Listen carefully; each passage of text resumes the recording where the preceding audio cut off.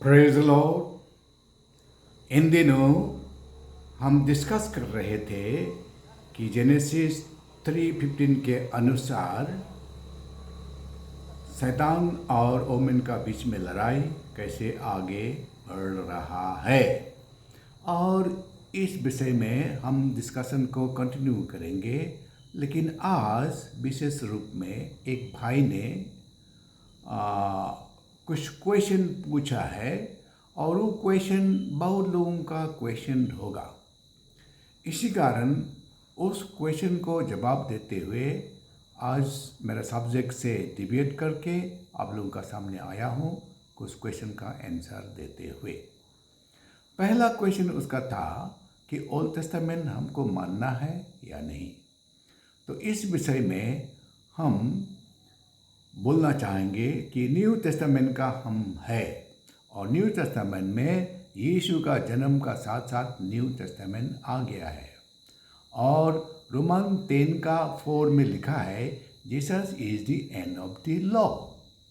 और Matthew chapter 5 पढ़ने से हमको दिखाई देता है कि यीशु ने सारा नियम को चेंज करते हुए दिखाई देता है, क्योंकि मैथ्यू चैप्टर 5 में बोला है तूने सुना है कि दांत का बदली दांत, आँख का बदली आँख, लेकिन मैं कहता हूँ कि तू दुश्मन को भी प्यार करना।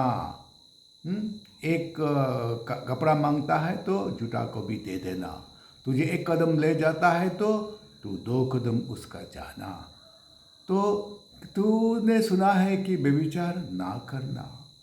मैं कहता हूँ तू अगर दिल में सोच लिया तो तू दिल में पाप कर लिया है।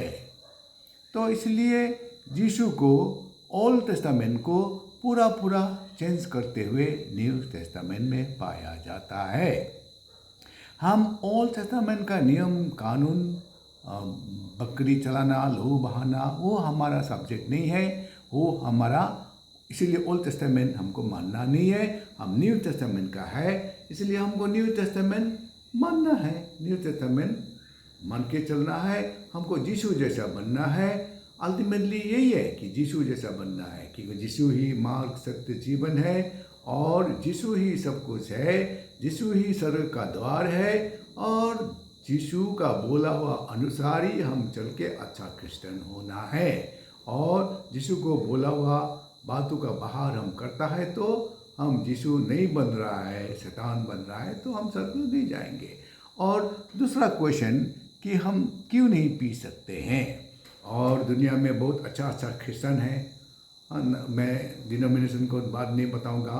उन लोग बोला है कि रियल क्रिश्चियन है उन लोग, और उन लोग पीने देता है। तो ये बाइबल में पीने का एक ही बात है कि फर्स्ट टिमोथी 1 का 4 का 23, फर्स्ट को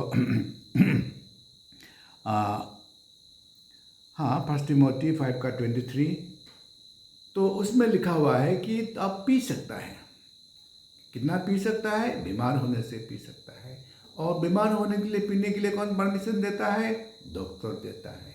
डॉक्टर का प्रिस्क्रिप्शन में होता है कि 2 TSF ट्वाइस और थ्राइस डेली, यानी कि आपका लिमिट 2 चम्मच 2 बार या 3 बार दवाई का रूप में खाओ। इसलिए तिमोथी को पौलुस ने क्लियर लिखा है, अगर पेट का दर्द हो तो, तू कमजोर हो तो तू पी सकता है। कितना?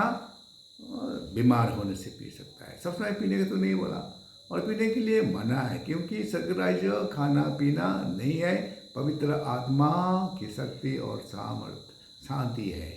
इसलिए हमको पीना है तो पवित्र आत्मा पीना है। और 1 कोरिन्थियन 3 का 16 में क्लियर लिखा है कि तू पवित्र आत्मा का मंदिर है। पवित्र आत्मा का मंदिर है, और तू मंदिर है तो तेरा इस मंदिर में जिसमें पवित्र आत्मा वास करता है उसको तू अशुद्ध नहीं करेगा, और तू अशुद्ध करेगा तो उसको नाश कर देगा, बोल के 1 कोरिन्थियन 3 का 17 वर्ष में लिखा है। इसलिए जो तुझे अशुद्ध करता है, अशुद्ध करने वाला अपोंग, पान, अपोंग, बीड़ी, सिगरेट, गांजा, ये सब तुम क्यों करोगे? तो नाश हो जाएगा। और हम जानते हैं कि ड्रिंकिंग का नतीजा बहुत बुरा है। जो ड्रिंक करता है जल्दी मरता ही है, क्योंकि मैं डॉक्टर हूँ, मैं जानता हूँ। और जो जो ड्रिंक करता है वो जल्दी मरता है, और ड्रिंक का नतीजा लीवर खराब होता है। हम डॉक्टर का हिसाब से मैं बोलना नहीं चाहता। हाँ, इसीलिए क्यों पिएगा अगर हमारा शरीर को नाश कराना है तो। हाँ, तो कल परसों हम लोग दफनाया है यंग लड़की, यंग वुमेन। हाँ, बच्चा छोटा छोटा है, क्योंकि आप पी के मर गया। और मेरा ब्रदर इन लॉ हमसे 20-30 वर्ष छोटा, कल परसों अपंग पिया और पी के लिवर फेलर होके मर गया। तो इसीलिए ये सब बातें डॉक्टर जानता है, बताता है हम क्यों पीना है। हमको जानना है कि कौन सा चीज़ हमारे लिए अच्छा है, कौन सा खाना, कौन सा पीना, कैसे चलना, हम अपने से जान लेना है। और सब कामों का कॉन्सिक्वेंस हमको जानना जरूरी है। इसलिए पीता है तो पीने का कॉन्सिक्वेंसेस, खाता है तो खाने का कॉन्सिक्वेंसेस। हम सिर्फ खाता है बोल के मांस ही खाते रहेगा, खाना ही नहीं खाएगा तो क्या होगा, तो हमारा ब्लड प्रेशर तो बढ़ेगा। तो इसीलिए खाना पीना स्वर्गराज्य नहीं है, स्वर्गराज्य खुशी और आनंद पवित्र आत्मा से है, इसीलिए हम नहीं पीना है। और उसने तीसरा जवाब दिया कि यीशु इतना वंडर्स एंड मिरेकल्स किया तो अपने आप को क्यों नहीं बचाया क्रूस में। तो ये बातें डिटेल बताने के लिए बहुत समय लगेगा, क्योंकि एक बात है, लड़ाई दो तरीका का होता है, एक आत्मिक लड़ाई और एक फिर शारीरिक लड़ाई। Two kinds of warfare, physical and spiritual. तो यीशु ने जो लड़ा, स्पिरिचुअल लड़ाई लड़ा। तो स्पिरिचुअल लड़ाई शारीरिक लड़ाई से ऊपर होता है। इसीलिए मेरा यूट्यूब में कार्तिक निसिंग मार के देखो, तो उसमें बेनिफिट्स ऑफ फॉरगिवनेस बोल के एक एक एक आपको एक ये मिलेगा, यूट्यूब मिलेगा, तो उसको देख लो, आपको पता चलेगा। Forgiveness is a instrument, one of the greatest instrument of spiritual warfare. तो यीशु ने क्रूस में जिसने जिसने उसको मारा उसको माफ़ कर दिया। पिता, ये लोग जानते नहीं है, माफ़ कर दो। तो हम बाइबल पढ़ने से दिखाई देगा कि यीशु को जब पकड़ने के लिए आया, जॉन में लिखा हुआ है, जॉन में जब यीशु को पकड़ा हुआ बातों को आप देखने से पता चलेगा कि जुदास इस्करियोत ने जब उसको पकड़ने के लिए बहुत सारा लोग लेके आया, तो यीशु ने पूछा, यीशु ने पूछा आप लोग किसके लिए आए हो। तो लोग ने बोला यीशु को ढूंढ रहा है। तो यीशु ने बोला मैं हूँ। जिसने जब मैं हूँ बोला तो उन लोग जितना पकड़ने के लिए आया सब मुंह का बल गिर गया, ऐसा लिखा है। तब तो फाइटिंग क्या करने का क्या जरूरत है, मैं हूँ बोलने का साथ साथ इतना गिर गया, हाँ, तो उसका साथ क्या लड़ाई करना है। तो उसका बाद में यीशु ने बोला कि मैं हूँ, तुम लोग जो पकड़ना है पकड़ लो। तो यीशु ने अपना पकड़वाया ना, क्यों है कि स्पिरिचुअल वॉरफेयर था ना, परमेश्वर का इच्छा पूरा करने के लिए आया ना। तो यीशु ने और भी एक जगह में लिखा हुआ है कि क्या तू नहीं जानता कि मैं पिता से विनती कर सकता हूँ, वो मुझसे 12 लेजियन यानी कि 12,000 स्वर्गदूत भेज देगा। हाँ, तो वो विनती कर सकता था, 12,000 स्वर्गदूत भेज सकता था, लेकिन उसका लड़ाई शारीरिक लड़ाई नहीं था ना, आत्मिक लड़ाई था, परमेश्वर का इच्छा पूरा करना था। इसीलिए आत्मिक लड़ाई और शारीरिक लड़ाई से अंतर होता है। और प्रभु ने कहा है ना, माफ़ कर दो, माफ़ कर दो। और माफ़ करने का कितना आत्मिक फल होता है, ये बातों को आप मेरा यूट्यूब कार्तिक निसिंग में देख लो, आपको स्पिरिचुअल लड़ाई का बेनिफिट कैसे होता है। फॉर एग्जाम्पल, झगड़ा शारीरिक लड़ाई है, आप फाइन ले सकता है, शारीरिक लड़ाई है, लेकिन आप माफ़ कर दो, उसी दिन से उसी रात से आपका शांति का नदियाँ आपका जीवन में बहने लगेगा। तो इसीलिए स्पिरिचुअल लड़ाई का बारे में और भी जानना है तो इफिशियंस 6 चैप्टर का लास्ट स्टेंजा पढ़ लीजिएगा, वो 13 वर्स से शुरू होता है। तो व्हाट इज स्पिरिचुअल वॉरफेयर, तो आप पढ़ लीजिएगा, आप पूरा पता चलेगा। तो उसका बाद उसने पूछा क्यों इतना डिनोमिनेशन है, क्यों इतना डिनोमिनेशन है। तो ये भी अच्छा क्वेश्चन है। हाँ, तो डिनोमिनेशन क्या होता है, जो कुछ भी होता है सब परमेश्वर का इच्छा के अनुसार होता है।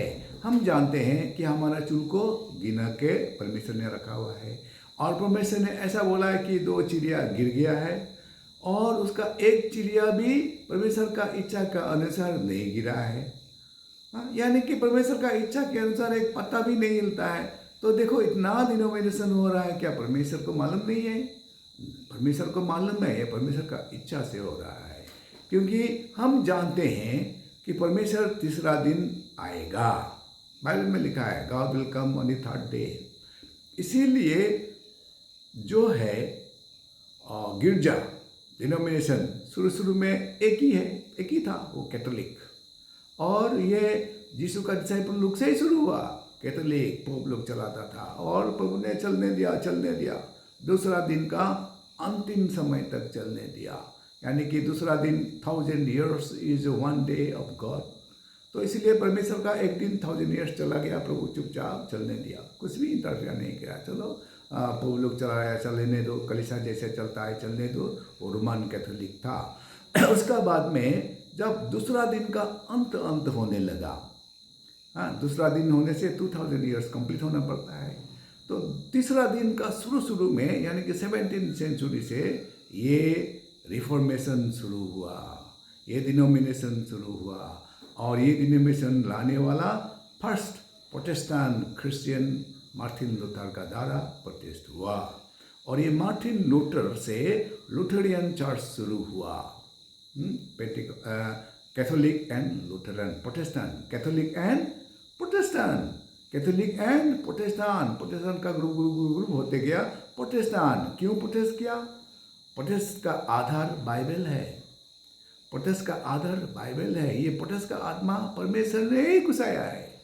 इसीलिए ये जो मार्टिन लूथर था ना, वो कोई दूसरा आदमी नहीं था, स्वयं एक बिशप था, पोप होने वाला था, यानी कि पोप बनेगा वो, ऐसा आदमी था।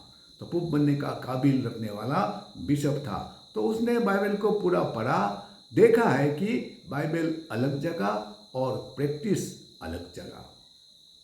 तो मार्टिन लूथर ने देखा ये तो गलत है, हाँ, बाइबल से प्रैक्टिस नहीं हो रहा है, बाइबल अलग जगह और प्रैक्टिस अलग जगह। तब मार्टिन लूथर ने रिवॉल्यूशन लाया। ये बाइबल सिर्फ पोप का अंदर में, बिशप का अंदर में रहने से नहीं होगा, सब बाइबल को पढ़ना है, सब बाइबल का आधार पे चलना है। बाइबल में इतना अच्छा बातें लिखा है, सिर्फ पोप के लिए नहीं है, सिर्फ बिशप के लिए नहीं है, सारा जगत के लिए है। इसीलिए मार्टिन लूथर का द्वारा रिवॉल्यूशन आया और ये परमेश्वर ने ही ये प्रोटेस्ट का आत्मा डाला है मार्टिन लूथर का जरिए। और उसी समय से बाइबल सबका हाथ में आ गया। 17th century से आके 18th century में सबका हाथ में आ गया। इसीलिए उसी समय से सब बाइबल पढ़ सकता है, सब बाइबल का अनुसार जी सकता है, हाँ, जहाँ सब यीशु का वचन को जानता है, सब जानने लगा। तो जब जानने लगा, प्रोटेस्टेंट का अंदर में फिर प्रोटेस्ट होने लगा। सब्जेक्ट क्या है? तू वचन के अनुसार चलता नहीं है, बाइबल एक जगह और तू एक जगह। इसीलिए फिर प्रोटेस्टेंट से फिर अलग हो गया। फॉर एग्जाम्पल प्रोटेस्टेंट आदि सबसे पुराना प्रोटेस्टेंट मार्टिन लूथर का लूथरन चर्च। इसी लूथरन चर्च से एक ग्रुप निकल गया, वो हो गया बपटिस्ट हो गया। फिर बपटिस्ट चलता गया, फिर चलते बपटिस्ट में भी एक ग्रुप निकल गया। तू बाइबल में कुछ और है और तू कुछ और करता है, और बाइबल में कुछ और है, तुम्हारा कलीसिया में कुछ और नहीं है। बाइबल में पवित्र आत्मा का फल और वरदान है और अन्य भाषा है, फिर तुम्हारा कलीसिया में पवित्र आत्मा का कोई कारोबार नहीं है, तू होली स्पिरिट का मानता ही नहीं है। हाँ, इसीलिए हम तेरा साथ नहीं रहेगा, हम होली स्पिरिट को मानने वाला बन जाएगा, हम पवित्र आत्मा का फल वरदान से भरने वाला हो जाएगा, हम अन्य भाषा बोलने वाला हो जाएगा बोल के फिर अलग हो गया। रिवाइवल चलते रिवाइवल में भी फिर यही प्रॉब्लम कि तू बाइबल का आधार पे चलता नहीं है, बाइबल पूरा प्रैक्टिस नहीं करता है। तो इसीलिए क्या हो गया, फिर पेंटिकॉस्ट निकल गया, पेंटिकॉस्ट से फिर दी पेंटिकॉस्ट निकल गया। तो इसी तरह करिस्मेटिक